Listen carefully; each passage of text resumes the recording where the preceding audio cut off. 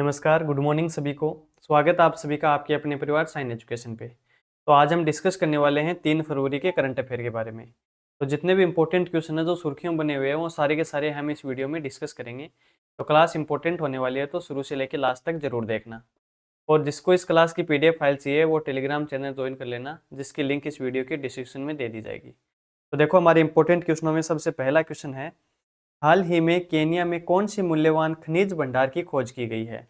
कौन से देश की बात हो रही है यहाँ पे, केनिया की। तो कौन से खनिज भंडार हैं, तो आंसर क्या हो जाएगा, कोल्टन। ऑप्शन 2 हमारा यहाँ पे राइट आंसर हो जाएगा। केनिया के मूल्यवान खनिज कोल्टन के अपने अगले भंडार की खोज की है, अपने पहले भंडार की खोज की है। इस दुर्लभ खनिज का उपयोग electric car, battery, mobile phone और अन्य इलेक्ट्रॉनिक उपकरणों के निर्माण के लिए किया जाता है। कोल्टन कोलबाइट टेंटलाइट एक सुस्त धातु ऐसे का संक्षिप्त रूप है। परिष्कृत होने पर कोल्टन एक गर्मी प्रतिरोधी पाउडर धात्विक टेंटलम बन जाता है, जिसमें विद्युत आवेश को संग्रहित करने के अद्वितीय गुण विद्यमान हैं। कोल्टन से टेंटलम का उपयोग टेंटलम कैपेसिटर बनाने के लिए किया जाता है, जिसका उपयोग mobile phone, personal computer, automotive electronics और कैमरों के लिए किया जाता है। अब बात करते हैं केनिया की। देखो केनिया की राजधानी हो जाएगा नैरोबी। भाषा कौन सी है, स्वाहिली और अंग्रेजी। और मुद्रा कौन सी है, केनियाई शिलिंग। तो ये केनिया के बारे में छोटी सी जानकारी। आगे देखो, हाल ही में सूरजकुंड शिल्प मेले का उद्घाटन किसके द्वारा किया गया है। तो इसका आंसर क्या हो जाएगा, द्रौपदी मुर्मू जी के द्वारा, यानी ऑप्शन 3 हमारा यहाँ पे राइट आंसर हो जाएगा। भारत की राष्ट्रपति श्रीमती द्रौपदी मुर्मू ने 2 फरवरी 2024 को फरीदाबाद, हरियाणा के सूरजकुंड में 37वें सूरजकुंड अंतर्राष्ट्रीय शिल्प मेले का उद्घाटन किया। यह मेला 18 फरवरी 2024 तक चलेगा। कब तक चलेगा, 18 फरवरी 2024 तक। इस वर्ष के सूरजकुंड अंतर्राष्ट्रीय शिल्प मेले में भागीदार राज्य गुजरात और उत्तरी पूर्वी हस्तशिल्प और हथकरघा विकास निगम सांस्कृतिक भागीदार हैं। कौन कौन है, एक तो गुजरात राज्य और पूर्वी हस्तशिल्प और हथकरघा विभाग निगम सांस्कृतिक भागीदार है। और अगर देश की बात करें तो कौन सा देश भागीदार है इस बार, तंजानिया। ये भी याद रखना आप। आगे देखो, भारतीय वायुसेना के द्वारा पोखरण रेंज में मेगा अभ्यास वायु शक्ति 2024 का आयोजन कब किया जाएगा। तो इसका आंसर क्या हो जाएगा, 17 फरवरी को। ऑप्शन 3 हमारा यहाँ पे करेक्ट आंसर हो जाएगा। भारतीय वायुसेना द्वारा 17 फरवरी को जैसलमेर के पोखरण रेंज में मेगा अभ्यास वायु शक्ति 2024 आयोजन करेगी। अभ्यास के दौरान वायुसेना अंतर संचालनीयता और युद्धाभ्यास पर ध्यान केंद्रित करके अपनी हवाई लड़ाई और परिचालन क्षमताओं का प्रदर्शन करेगी। अब देखो यहाँ पे एक पोखरण फर्स्ट और पोखरण सेकंड 2 अभ्यास किए गए थे, जिसमें देखो पोखरण फर्स्ट की बात करते हैं तो विदेश मंत्रालय ने परीक्षण को पोखरण फर्स्ट नामित किया, लेकिन इसे स्माइलिंग बुद्धा के नाम से भी जाना जाता है। ये क्या था, ये परमाणु बम का परीक्षण था। यह 18 मई 1974 को भारत का पहला सफल परमाणु बम परीक्षण था। और पोखरण सेकंड की बात करें तो देखो पोखरण फर्स्ट के 24 साल बाद 11 और 13 मई 1998 को भारतीय रक्षा अनुसंधान और विकास संगठन यानी DRDO और परमाणु ऊर्जा आयोग ने पोखरण रेंज में 5 और परमाणु परीक्षण किए, जिन्हें पोखरण सेकंड नाम रखा गया। तो ये भी याद रखना। आगे देखो, हाल ही में ICC द्वारा जारी टेस्ट गेंदबाजों की रैंकिंग में किसे शीर्ष स्थान प्राप्त हुआ है, यानी टॉप फर्स्ट कौन है गेंदबाजों में। तो आंसर क्या हो जाएगा, रविचंद्र अश्विन, यानी ऑप्शन 4 हमारा यहाँ पे करेक्ट हो जाएगा। भारत के प्रसिद्ध ऑफ स्पिनर रविचंद्रन अश्विन को 31 जनवरी 2024 को जारी नवीनतम ICC गेंदबाजी रैंकिंग में शीर्ष स्थान पर रखा गया है, जबकि जसप्रीत बुमराह और रविंद्र जडेजा को क्रमशः चौथे और छठे स्थान पर रखा गया है। ICC टेस्ट बल्लेबाजों की रैंकिंग में भारत का सिर्फ एक खिलाड़ी कौन है, विराट कोहली। यानी बल्लेबाजों की बात आ जाए तो रैंकिंग में भारत का एक ही खिलाड़ी शामिल है, कौन, विराट कोहली। और ये कौन से स्थान पे हैं, तो छठे स्थान पे, ये भी याद रखना। जबकि इनमें शीर्ष पर कौन है, न्यूजीलैंड के केन विलियमसन, जिनको टॉप फर्स्ट पे रखा गया है, किसमें, बल्लेबाजों की रैंकिंग में। और विराट कोहली का कौन सा स्थान है, छठा स्थान।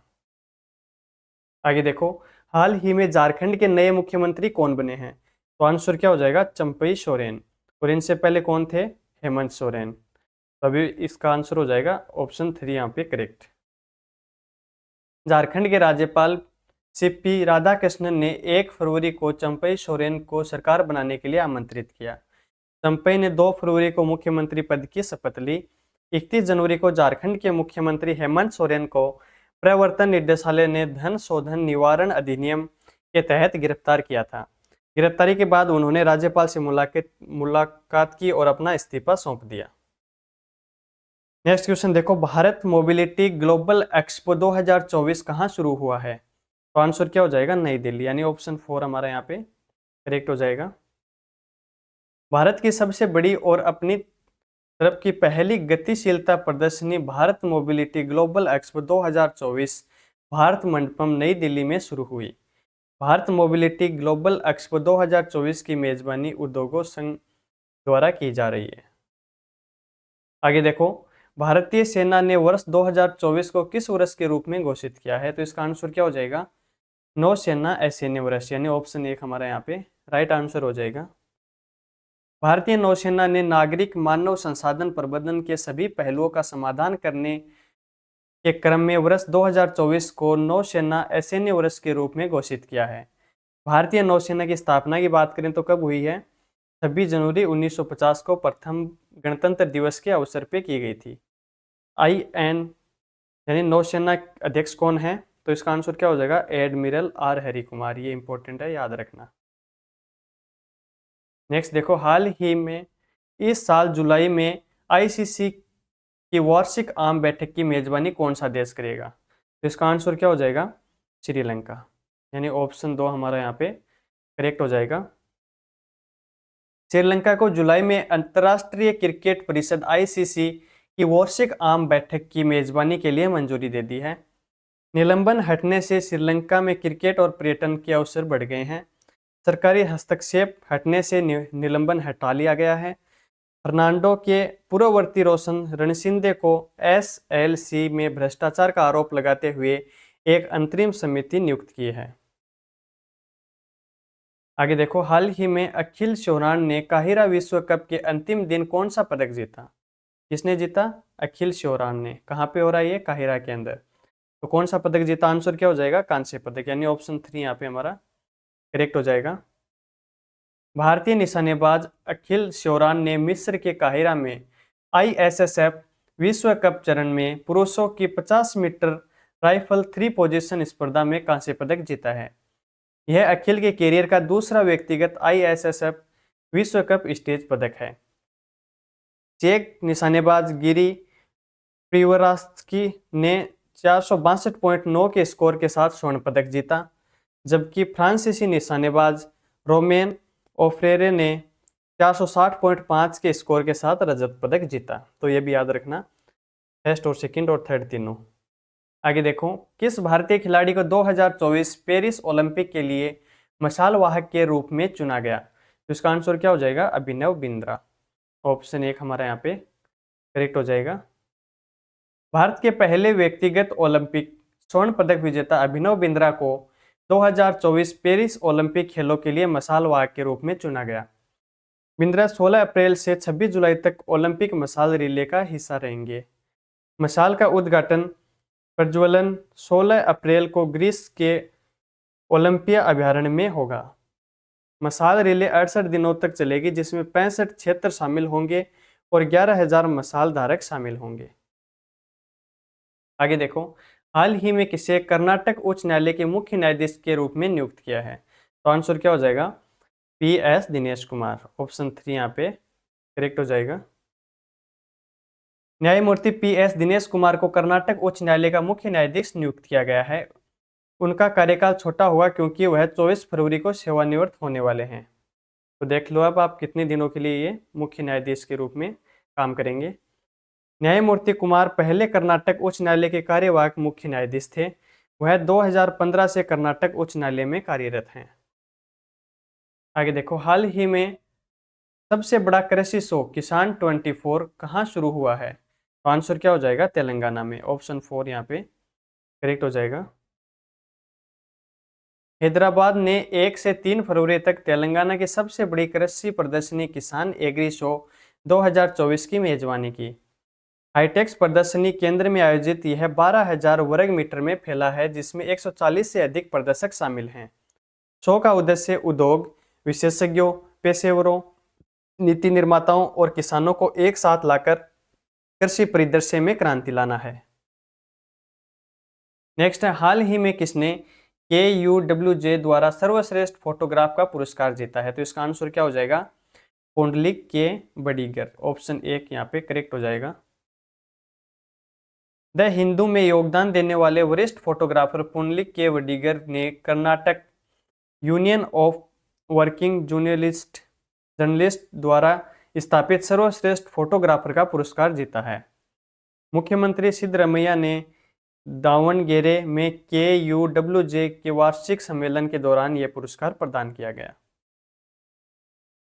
आगे है, नौसेना डॉकयार्ड में INS संध्या के कमीशनिंग समारोह का नेतृत्व किसके द्वारा किया गया? तो इसका आंसर क्या हो जाएगा? राजनाथ सिंह। ऑप्शन 3 यहाँ पे करेक्ट हो जाएगा।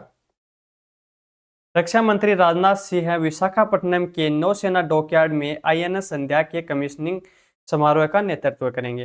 कोलकाता में GRSC द्वारा निर्मित INS संध्या 80% स्वदेशी सामग्रियों के साथ रक्षा विनिर्माण में भारत की आत्मनिर्भरता को दर्शाता है। मानवीय सहायता और आपदा राहत कार्यों में जहाज की भूमिका समुद्री सुरक्षा और सुरक्षा के प्रति भारत की प्रतिबद्धता को मजबूत करती है।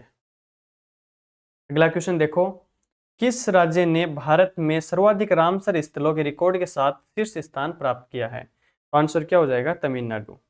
ऑप्शन 3 यहाँ पे करेक्ट हो जाएगा। तमिलनाडु ने 2 रामसर स्थलों लॉन्गवुड शोला रिजर्व फॉरेस्ट और कराईवेटी पक्षी अभ्यारण्य को जोड़कर पर्यावरण संरक्षण में एक नई उपलब्धि हासिल की है, जिससे कुल संख्या 16 हो गई है, जो भारत में सबसे अधिक है।